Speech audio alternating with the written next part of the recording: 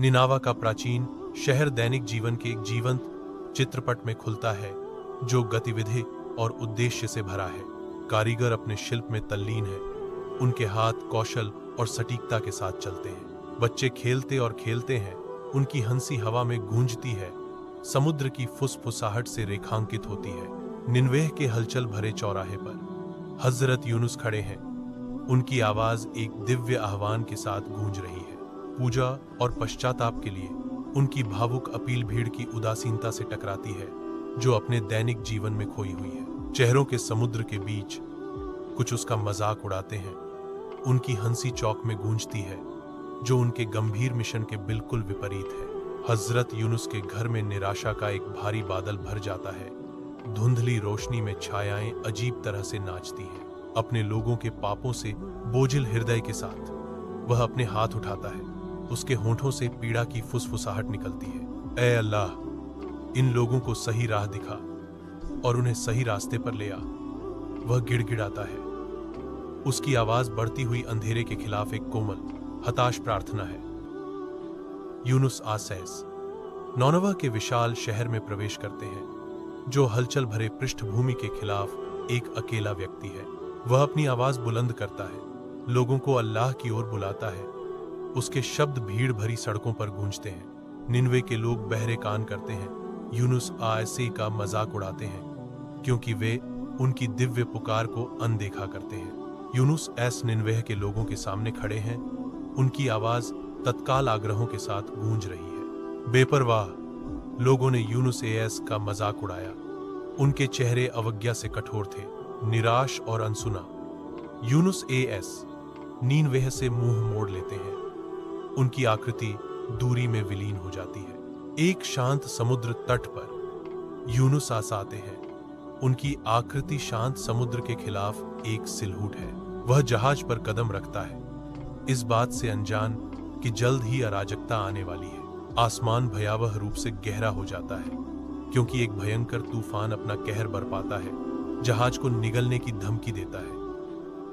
तूफान से जूझते जहाज पर नाविक क्रोधित तूफान के खिलाफ संघर्ष करते हैं, क्योंकि तनाव हवा में भर जाता है। यात्रियों में डर समा गया, उनके चेहरे निराशा से भर गए, क्योंकि वे तूफान के प्रकोप का सामना कर रहे थे।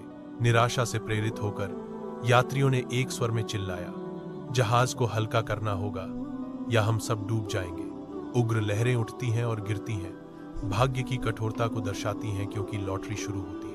तूफानी समुद्र में यूनुस एस का नाम गूंजता है, जो दैवीय आदेश में उसकी नियति को सील करता है। यूनुस एस को निर्दयी पानी में डाला जाता है, अराजकता के बीच अल्लाह की इच्छा के प्रति समर्पण।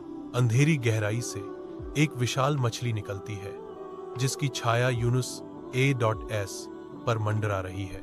पूरा निगल लिया। अंधेरा यूनुस एस को घेर लेता है। मछली के पेट का एकांत चारों ओर से दब रहा है। मछली के पेट में यूनुस असे चिल्लाते हैं, मैं अल्लाह से माफी मांगता हूं। मछली के पेट के कुचलने वाले अंधेरे में एक अकेली रोशनी हजरत यूनुस को प्रकट करती है, जो निराशा से निगल गए थे। उसकी आंखें कसकर बंद हैं, वह सांत्वना और क्षमा चाहता है। शांत खाई में हजरत यूनुस की आवाज पश्चाताप के साथ गूंजती है, ला इलाहा इल्ला अंता सुभान का इन्नी कुंतु मिनत जालिमीन। मछली के पेट के दमनकारी अंधेरे में हजरत यूनुस की आवाज उठती है। हर प्रार्थना अटूट विश्वास की किरण है।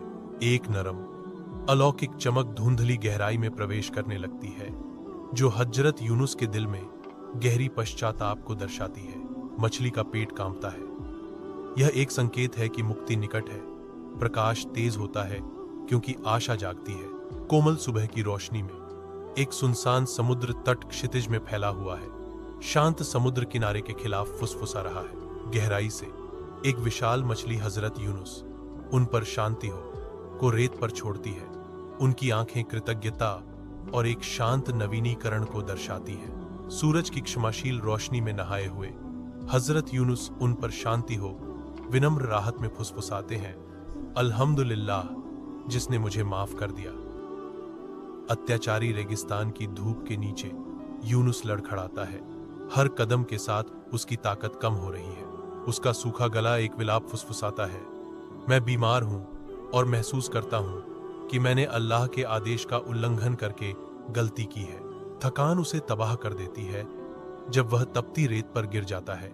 विशाल रेगिस्तान में एक दिव्य चमत्कार प्रकट होता है, क्योंकि एक बड़ी बेल निकलती है जो यूनुस एस को ठंडी छाया का आश्रय प्रदान करती है। यूनुस आरएस हरे भरे चंदवा के नीचे आराम करते हैं। जैसे ही वह अपनी ताकत हासिल करते हैं, ठीक होने का कोमल स्पर्श महसूस करते हैं। एक विशाल हरा पौधा आश्चर्यजनक गति से फूटता है। यूनुस एस के ऊपर एक सुरक्षात्मक छाया डालता है, क्योंकि वह शांति से नीचे सो रहा है। यूनुस निनवेह लौटता है। शहर में उसकी आवाज गूंजती है, क्योंकि वह लोगों को अल्लाह की ओर बुलाता है।